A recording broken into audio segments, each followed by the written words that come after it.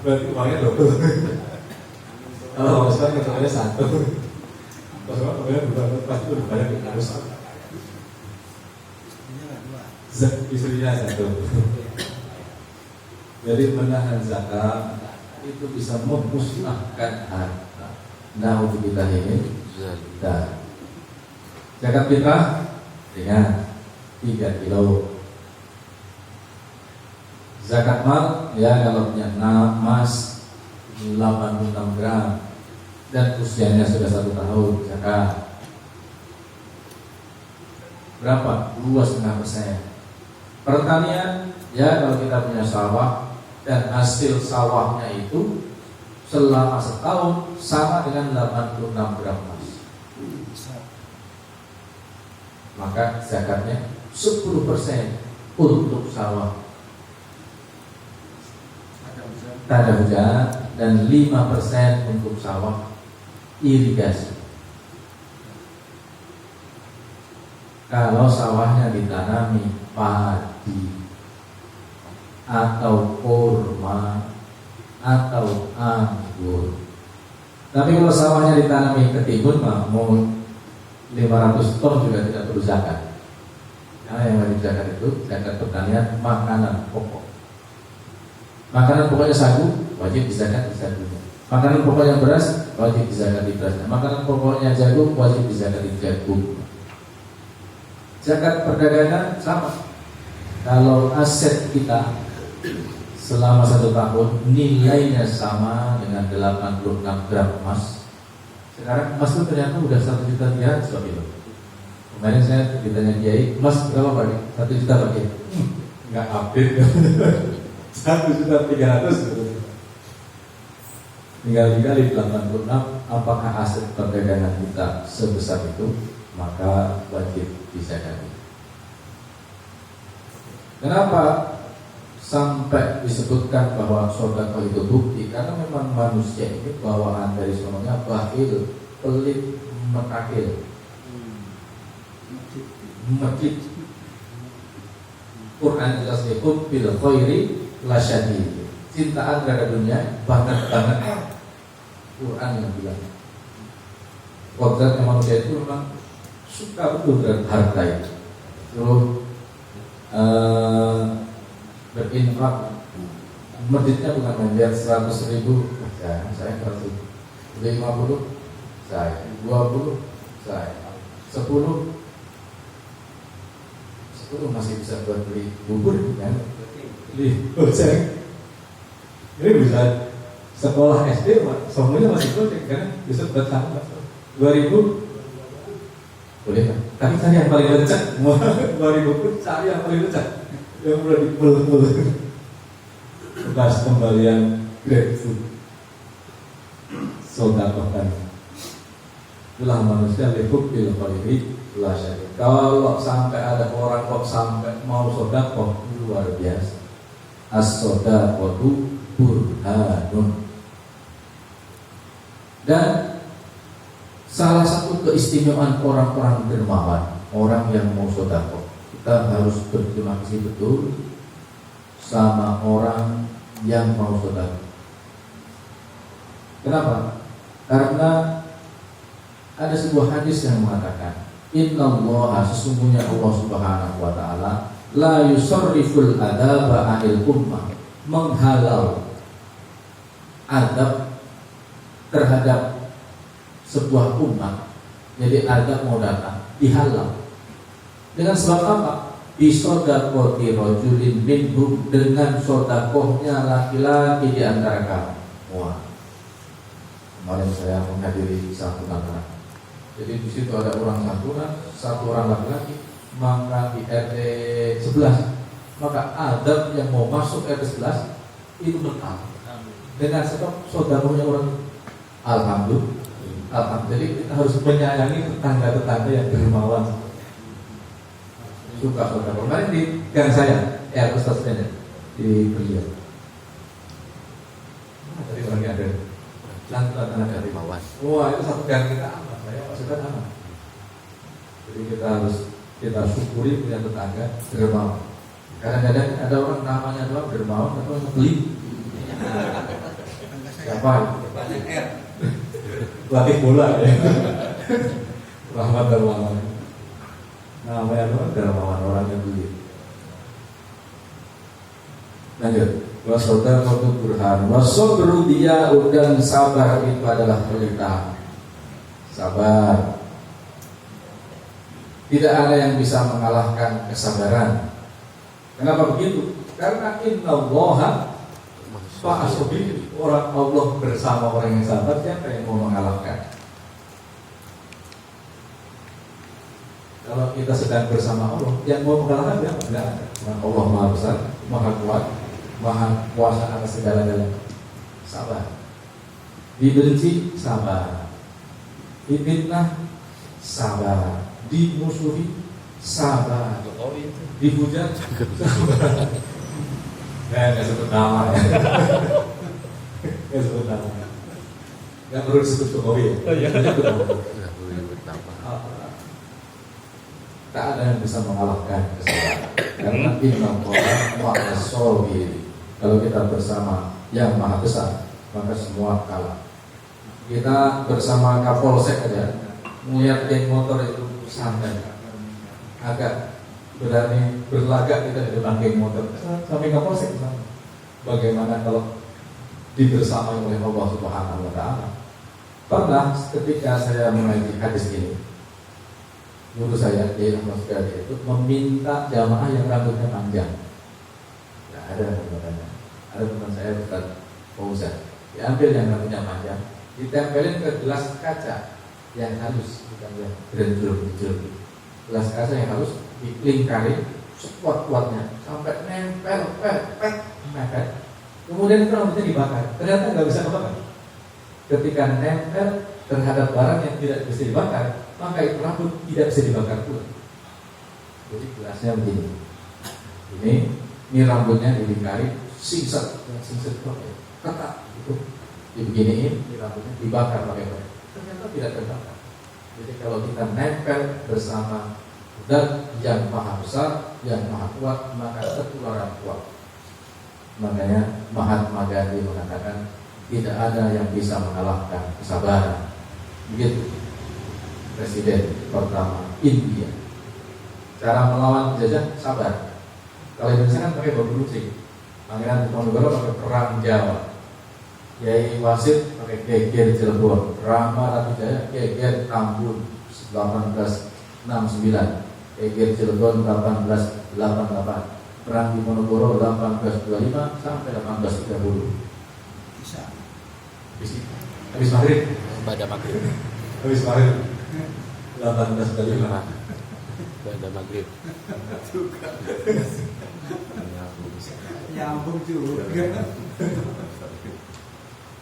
Tapi Mahatma Gandhi dengan kesabaran pakai baju putih, nggak usah beli produknya ini. Kita makan mulut sendiri, nanam sendiri, nancap sendiri, bikin baju jahit sendiri. Kita tidak lama-lama dia pusing. Kenapa? Karena tidak ada yang bisa diambil oleh para penjajah, itu semuanya mandiri. Wal Qur'an hujjatun laka au alaika, dan Quran itu hujjatun laka au alaika, hujjah yang bisa meringankan dan bisa memberatkan. Al-Quran itu bisa meringankan, bisa memberatkan. Kenapa bisa meringankan, bisa memberatkan? Bagaimana Al-Quran bisa memberatkan? Masa Al-Quran tiap hari kita baca kok nanti di akhirat akan menuntut kita? Iya, karena membacanya tidak sesuai dengan ilmu tajwid. Karena membaca Al-Quran itu harus menggunakan, wajib menggunakan ilmu tajwid. Wal ahdu bit tajwid hatmun lazimu man lam yujawwidil Qur'ana athimu. Baca Quran itu wajib pakai tajwid. Kalau tanpa tajwid malah jadi dosa. Makanya kita harus membaca Al-Quran pakai tajwid. Kalau nggak bisa, belajar tajwid sama siapa? Ustaz Guntur. Mulai dari Iqra 1 sampai khatam, siap mengajar. Luar biasa. Pak Gubernurnya di sini ada Pak Goput belajar tajwid. Malu kalau di sini ikut saya belajar ke Ustaz Khairul ditanyakan tajwidnya dibetulkan. Ada yang lain lagi, Al-Quran bisa memberatkan kita. Kalau Al-Quran itu kita cari-cari dalilnya bukan untuk menambah ketakwaan serta keimanan kita, tapi malah kita pakai untuk ribut dengan sesama muslim. Buka Quran, bukannya tambah dekat kepada Allah, bukan tambah rukun, tapi malah jadi berantem. Wah, ada salahnya di Quran begini, wah ribut. Jadi Al-Quran dipakai untuk menggenjreng-genjreng sesama muslim,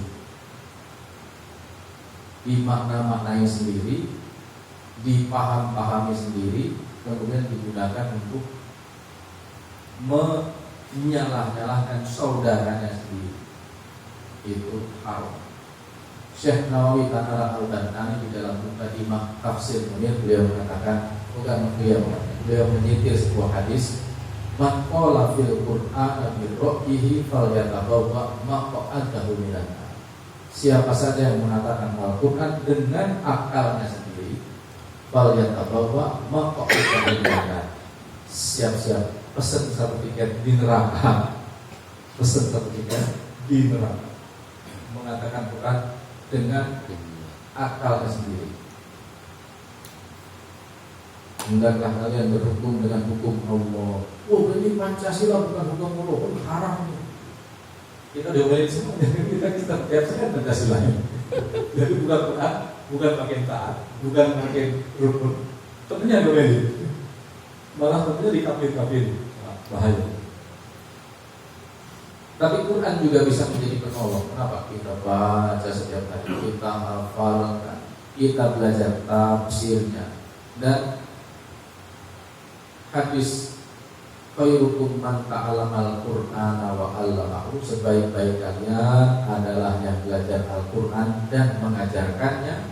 Maksudnya adalah ay afdaluhum man jahada nafsahu fi hifdzil Qur'an, yang mensungguh-sungguhkan jiwanya menghafal Al-Quran, seperti Pak Ustaz Bubur, Pak Ustaz Khairudin hafalannya.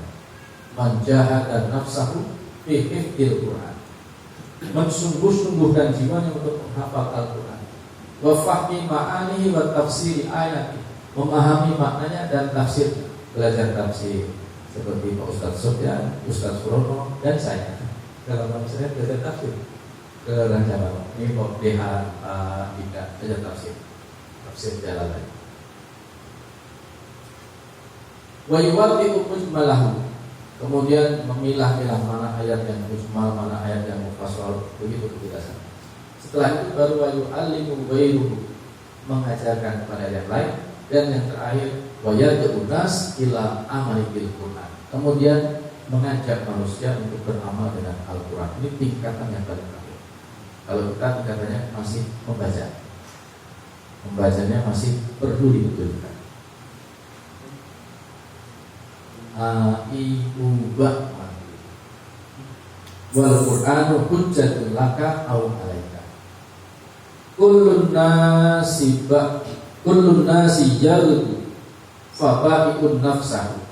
Setiap manusia keluar menjajakan dirinya, fayu'tikuha aw mubikuha. Ada yang menjual dirinya, ada yang mempertahankan harga diri akidahnya. Jadi sedang kita bangun pagi itu sebenarnya mengambil resiko. Supaya tidak beresiko itu tidur terus. Karena orang tidur itu tidak dihukum apa-apa. Karena pena diangkat dari 3 orang. Orang gila, orang lupa, orang tidur. Jadi kita sedang tidur itu aman, nggak pernah berdosa. Tapi kalau kita mulai bangun, resiko bisa berpahala, bisa berdosa. Nah, setiap pagi itu setiap manusia itu sebenarnya sedang menjajakan dirinya, menjual dirinya. Ada yang mengobralnya dengan harga-harga, ada yang mempertahankan idealisme akidahnya, iman tidak dijual kepada kursi, tidak dijual kepada jabatan, tidak dijual kepada amplop, tidak dijual kepada kekuasaan, tidak dijual kepada caleg. Nggak ada caleg di sini. Nggak ada. Ya, Aman, ya, aman. nggak ada Aman, di sini. aman. Aman. Harga dijual pada sana. Kemana berapa? 50.000, kadang-kadang 100.000. Berbahagialah orang-orang yang mempertahankan harga diri, akidahnya tidak menjual diri. Itulah kenapa Imam Ghazali mengatakan afdhalul ibadati ummati fi akhir zaman an-naum. Seutama-utamanya ibadah umatku di akhir zaman itu tidur. Aman tidur. Termasuk tidur ketika ngaji itu kadang-kadang bagus. Kadang-kadang bagus. Kadang-kadang Mas Ronald nggak selalu bagus. Karena kalau mulai itu berisiko dosa. Mulai nih lihat sarungnya tidak kamar. Itu kayak sarung yang kemarin dikasih Pak Usman pakai mulu itu nggak bisa dalam hari dosa. Itu akibat mulai kalau menurut kan aman. Itu gimana sih kancingnya lepas satu nggak didondongi, nggak dijahit. Tidur di dalamnya kadang-kadang bagus, kadang-kadang ya. Nanti kalau melek bisa berpahala, tapi ada risiko dosa. Tapi hidup yang tidak dipertaruhkan tidak bisa dimenangkan. Jadi memang itu harus dipertaruhkan. Itulah kenapa kita ketika ditanya sebelum lahir sanggup hidup, sanggup ya Allah. Makanya kita layak hidup. Karena kita sudah menyanggupinya. Kalau lahir mati, kalau kamu mau langsung masuk surga, menjadi panitia di surga, langsung mati ini. Tapi kalau lahir bisa menjadi tokoh masyarakat nanti di surga. Bahkan surganya bisa tinggi, bisa sejajar dengan wali, dekat sama nabi-nabi. Gimana? Mau yang minimal? Maksimal. Bisa maksimal. Nah, siapa? Akhirnya kita dilahirkan. Gitu. Ternyata betul penuh resiko. Nah, tapi alhamdulillah, meskipun berat, tapi kalau kita hadapi bersama-sama, lebih khusus bersama orang-orang soleh, insya Allah kita bisa saling mengingatkan. Karena orang soleh itu dilihat saja sudah menulari. Kita masuk masjid, lihat orang sholat tahiyatul masjid itu pengen tahiyatul masjid. Kita lihat masuk masjid, ada orang tahiyatul masjid, pengen tahiyatul masjid. Bulan puasa ada yang nge-share foto itikaf, pengen ke masjid. Ada yang itikaf di masjid, itikaf itu lah. Ya teman-teman. Begitu hadirin yang dimuliakan Allah Subhanahu wa taala, panjang sekali hadisnya. Sebenarnya tidak panjang tapi poinnya banyak. Tentang taharah, tentang alhamdulillah, tentang subhanallah, tentang sholat, tentang sedekah, tentang Quran, banyak sekali poinnya. Mudah-mudahan bermanfaat, wabil khusus sebagai pengingat untuk diri saya pribadi dan juga jamaah pada umumnya. Kurang lebihnya mohon dibukakan pintu maaf yang seluas-luasnya. Barangkali ada pertanyaan sesi tanya jawab. Sebelum nanti kita lanjut, itu makanannya dari jam berapa? Dari habis bisa selesai. Jam berapa sekarang? Setengah 10. Ya. Jam 9 seperempat. 9 seperempat. Satu atau dua pertanyaan masih memungkinkan. Silakan. Saya nanya Pak tadi. Udah polikron Pak. Oke, assalamualaikum warahmatullahi wabarakatuh. Waalaikumsalam. Jadi kalau tadi saya nyimak ada hadis yang dijelaskan dari Pak Ustaz tadi yang tentang kasat, kasut, termasuk wujud juga. Ini kan fenomena yang familiar di masyarakat, kan? Dan di mana tempat orang berkomunitas itu sifat itu pasti ada. Dan penyakit itu penyakit yang memang susah dikendalikan, susah dihadapi, karena itu tadi pepatahnya bilang susah lihat orang senang, senang lihat orang SMS. kan begitu. Yang sebenarnya kalau dikulitin lagi, sifat-sifat yang seperti itu kan sifat yang sebenarnya orang-orang ilmu ya sebenarnya. Orang-orang ilmu karena tidak menyadari dengan dirinya sendiri. Dengan contoh hal tadi, lihat orang hidupnya tenang, nggak pernah ada masalah, dan lihat orang rezekinya banyak, jangan pakai tuyul. Itu tuh orang-orang yang bermasalah sebenarnya. Orang kedua, alhamdulillah. Nah, termasuk yang ujub juga, besar kepala, orang merasa dirinya kuat, merasa dirinya punya dan sebagainya. Nah, pertanyaan saya, kalau ini tidak ada ilmu dasar untuk menghadapi situasi seperti ini, tentunya dengan ilmu syariat Islam, orang pastinya akan lebih mengedepankan sisi kemanusiaan, manusiawi. Adanya adalah konflik, adanya adalah perang dingin, adanya saling membenci dan sebagainya. Kalau orang yang dibenci, tentunya orang sudah sangat tawakal, memang berjalan apa adanya. Karena orang iri itu sebenarnya diri rendah, nggak mampu sebenarnya, ya kan? Orang melihat kalian, ya nggak usaha, mau pengen seperti yang kaya nggak mungkin. Orang pengen tenang keluarganya, orang dia juga berantakan, bagaimana mau bisa tenang kan begitu. Jadi tolong berikan kiat-kiat seperti ini untuk menghadapi dan menyikapi sifat hidup, sifat kasar dan seperti itu ya. Artinya jurus-jurus yang bagus dan efektif untuk menjadi dasar kita sebagai penganut syariat Islam yang benar. Terima kasih. Assalamualaikum. Waalaikumsalam warahmatullahi wabarakatuh. Terima kasih Mbak Koyul. Saya biasa memanggil beliau Mbak karena sudah punya cucu. Yang kedua, biasanya kalau udah tua juga. Senior. Terus singkatannya Senior. Seperti ya. Jadi yang kasut, ujub, ria tadi adalah jenis penyakit hati yang sehingga yang sakit adalah hatinya. Penyakit hati itu tingkatannya ada 4. Yang pertama adalah kalabal rona ala qulubihim, dalam surat apa itu? Kalabal rona ala qulubihim.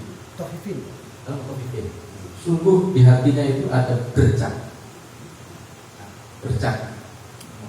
kayak karat dikit-dikit, kayak habis kalian hubungan panu, bercak. Itu ya. Pertama ada titik. Kalau itu dibiarkan, hati yang telah bercak itu kalau berona ala qulubi itu dibiarkan, maka meningkat menjadi fi qulubihim marad.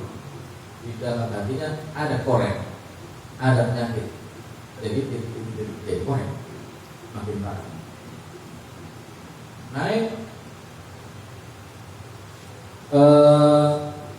kolbun kosya, hatinya membatu.